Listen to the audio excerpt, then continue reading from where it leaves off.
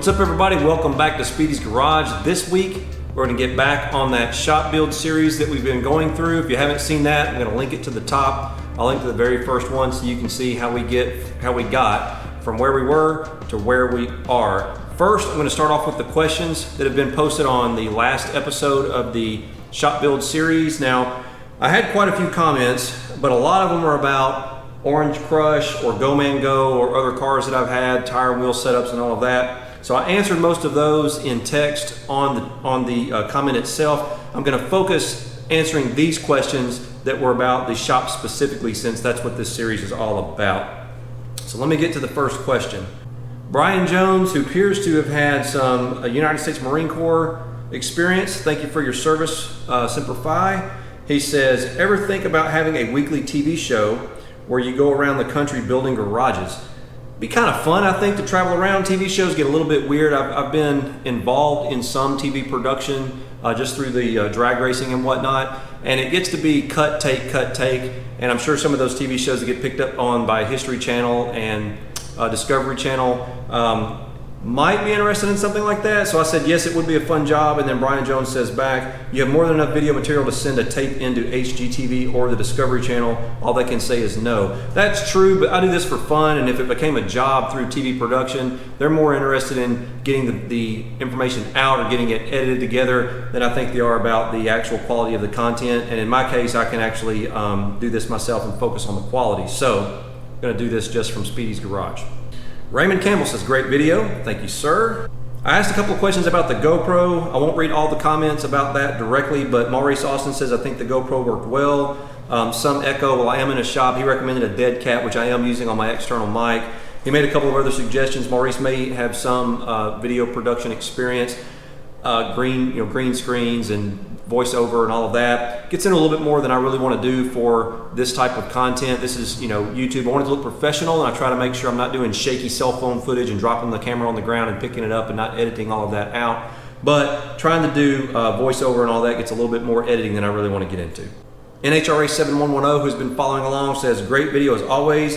Video quality superb, second only to your immaculate shop and Go Man Go, of course. Thank you a lot, NHRA 7110. Mad618 says video quality is very good. Fastman says lots of good info and video quality was also very good. Thumbs up. Thank you, sir. Fitzfilm says loving the shop build series. What did I think of the GoPro 7 versus the 6? He has a GoPro Hero 4 Black and still loves it. In my opinion, the GoPro Hero 7 is what the Hero 6 should have been. The Hero 6 Black and the GoPro Hero 7 Black. The 7 has much better image stabilization now that I've gone back and edited some of that footage. The sound quality is better. It's got a few other little features. It's a little bit, I find the menu and the touch menu on the back of the camera a little bit easier to use on the Hero 6, but that may just be because I got used to using it. But all of the other features in the Hero 7 are what the 6 should have been. Kurt Hamlin says, sup Mr. Speedy, very informative videos. Please keep them coming. By the way, tell me about your garage door. Well, let's go take a look. So the garage door is actually an oversized door. It is 18 feet across and it's 10 feet high. And I did that so that if I ever wanted to bring equipment in here or a large truck or anything of that nature, I knew I would never have a problem getting something through the garage door. Now, it might surprise a lot of people, but the garage door is insulated, and I thought it would come with some kind of special, I don't know what I thought, some kind of special something that made it an insulated garage door. But really what it boils down to is there are panels, and you can probably see that I can do it back here so you can see. They're just kind of styrofoam and plastic covered panels. They're about a 1/2 inch thick, and there's a track that goes into the door that the panels actually slide into. And so each one of these big squares, hope you can see that, is just a panel. I didn't realize that's what it was, but one of them came in cracked, and when the guy came in to repair it, I saw him actually take them out and put the replacement in. So that's how they insulate the garage door. It's just like a styrofoam panel. But again, 18 by 10 garage door. I did do windows at the top, as you can see, and those did cost just a little bit more, but they were worth it because they let some daylight come in if I don't want to have to run the lights in the front of the shop and I'm in the back, for example. And I quite frankly think it looks a little bit better with windows rather than just a big flat garage door, since the garage door is so big. So hopefully that answered your question about the garage door. Bob P says, your video quality has always been good, but I think I see an improvement with the new camera. Thanks for the feedback. The size of your garage is great for working on one car, enough space to disassemble and temporarily store parts without covering work areas and damaging walls. Well thought out. By any chance, are you planning to attend the Hemi Shootout in Atlanta the first weekend of April, assuming it stops raining? Actually, I was planning to attend that race, and it did get rained out, unfortunately. James Hubbard says, video and audio quality has always been really good on your videos. Keep up the great work, and thanks for bringing us along. Thank you, James. Frank Lyle, which we've seen that has been following along, he says, I feel you with all the rain. I think Atlanta has turned into Seattle since the first of the year. Today is the first day we've had sun in a while. Rain was killing me, Frank. And it says, insulation is not the place to skimp when building anything. It really makes a difference. Acoustic sheetrock is pricey, but it works. I've used it on a couple of theater projects, and it makes the space acoustically dead. And he's saying no echo. Great info, keep it coming. Thank you, Frank. Rick S. says, great video, thank you. In an earlier video, I saw reflective metal foil on the interior side of your roof deck. I assume it is rigid foam board. Is it? How thick? What was done to help stop radiant sun heat from heating the attic space? Does your attic have any conditioned air, or is it vented to the outside with roof and soffit vents? Well, Rick, honestly, it was actually the plywood itself, or the particle board, or whatever they use for the interior wood surface, had that aluminum foil stuff stuck to it when they installed it. So it does prevent radiant heat coming into the attic. There is no air conditioning up there. It is all the soffit vents and the ridge vents like you described. That's all that's up there to circulate the air and keep the attic from overheating.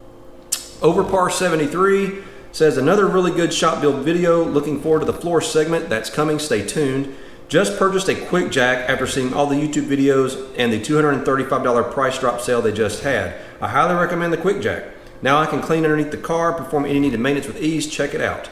I will take a look. I did consider getting one. I did see that sale. I just haven't convinced myself I want to use that versus a full lift that I set the shop up to use, so I'm still noodling on that a little bit.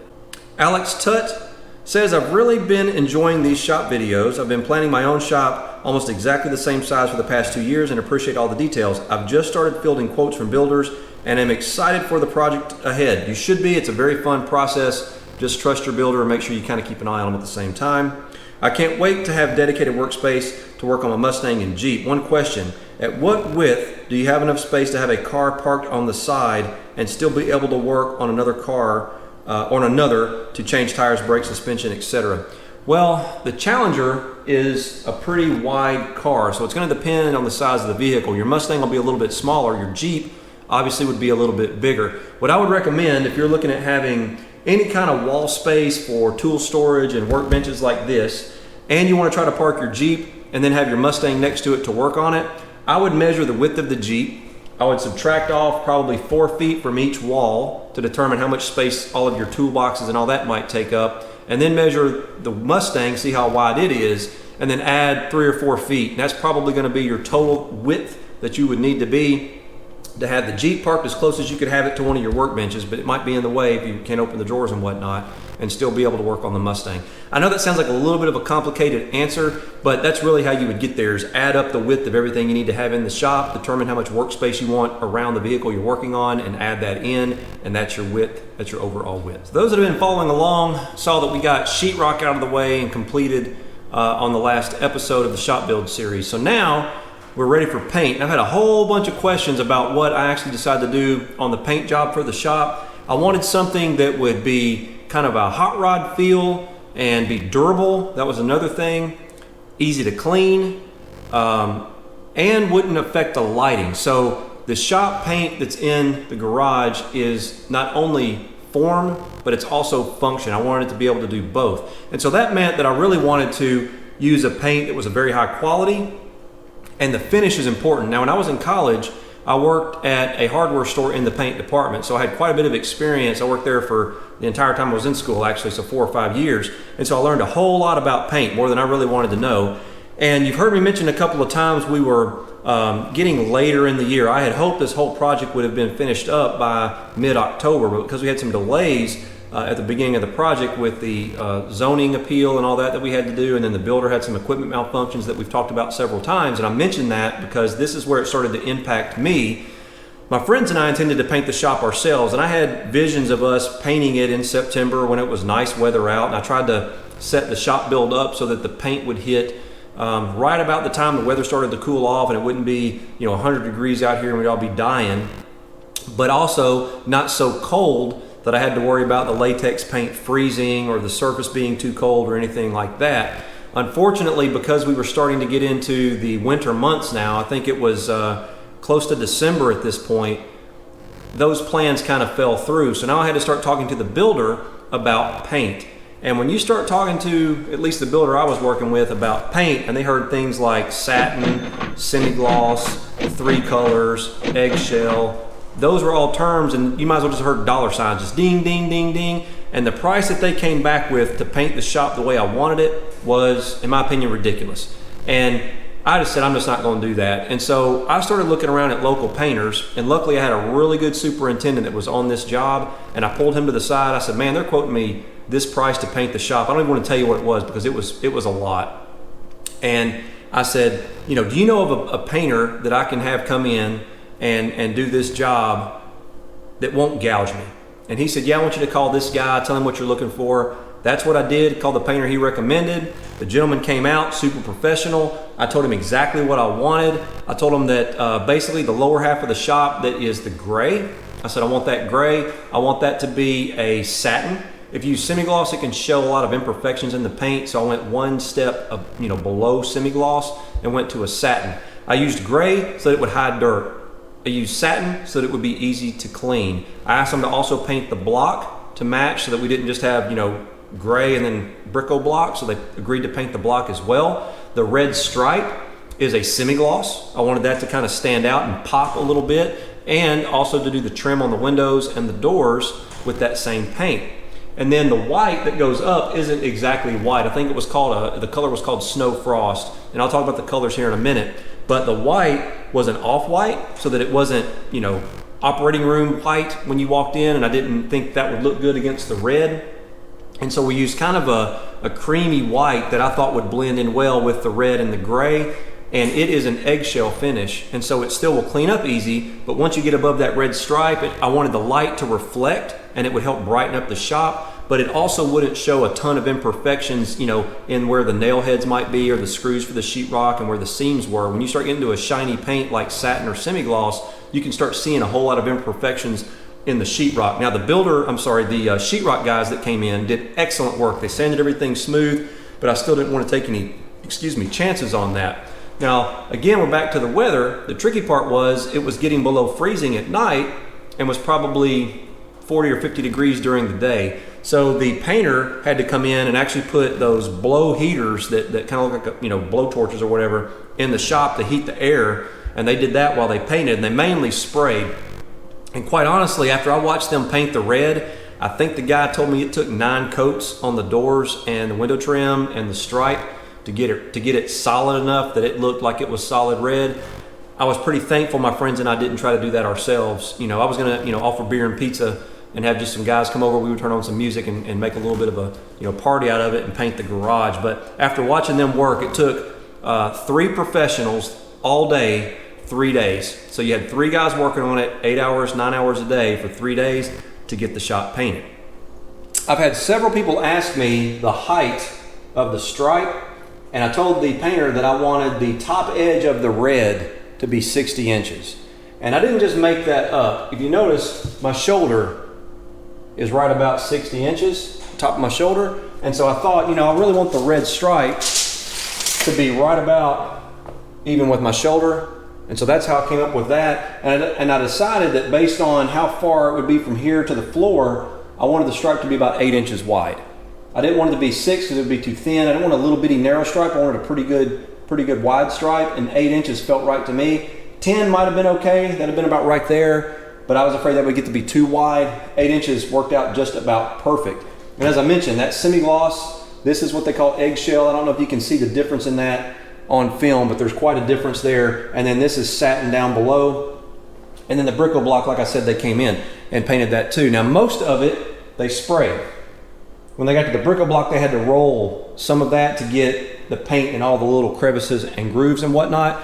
And one of the really nice things about this painter, they actually carried the color right on through to not only the bathroom, but they carried it right on through inside the closet as well. And that, to me, they went a little bit above and beyond. I honestly thought they might just paint the bathroom and the closet just the eggshell white and not actually do the stripe and the gray. So when I came in and saw that they were actually doing that, I was pretty impressed with the level of quality that they were putting into that paint job.